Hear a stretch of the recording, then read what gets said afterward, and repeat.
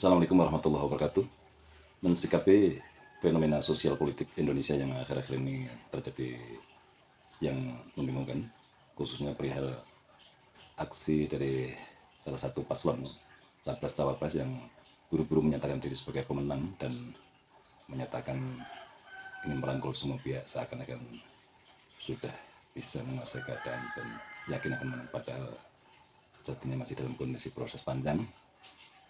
Ada beberapa analisa kemungkinan. Yang pertama adalah sebuah kesengajaan yang diciptakan untuk membangun image dan melemahkan lawan sebagai sebuah strategi politik perang. Yang kedua, bisa jadi paslon ini, paslon 02 khususnya, ini adalah merupakan korban daripada prank sebuah mekanisme quick count yang notabene akhir-akhir ini tidak bisa dipercaya atau dipegang akurasi dan validitasnya. Untuk itu bagaimana sikap kita sebagai warga Indonesia atau bagian dari bangsa ini yang punya hak untuk bersikap dan menyuarakan kebenaran. Fenomena ini harus kita tanggapi dengan tenang, jangan terpancing emosi ataupun terlampau reaktif ya. Biarlah para pekerja pemilu atau petugas KPU khususnya serta Bawaslu menyelesaikan tugasnya sesuai dengan kaidah, koridor, norma, aturan dan hak kewenangannya. Terus kita pantau bagaimana kinerjanya.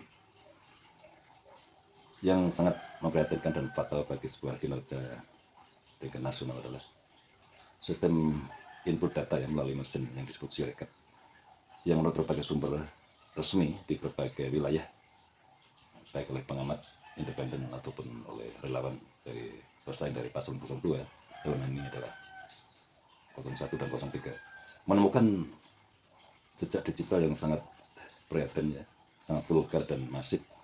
Terjadi penggelembungan suara ya, penggerusan sekaligus penggelembungan suara ya, yang sangat kontradiktif antara bukti fakta real C1 disandingkan dengan hasil input data yang sudah direkam di Sirekam ya, milik KPU. Jadi ada error ataupun kebobrokan sistem, apakah ini disengaja ataupun sebuah keteledoran teknis atau sebuah kesalahan ya.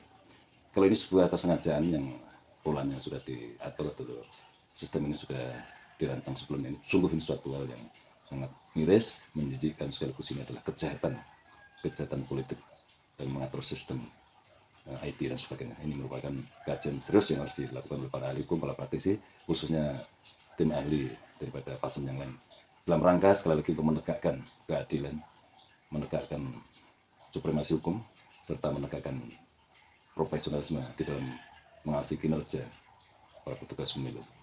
Sekali lagi, teknis memblow up berita yang tidak benar ini adalah salah satu strategi perang, termasuk buru-buru memberitakan bahwa pihaknya menang walaupun hanya secara quick count. Ini adalah strategi perang.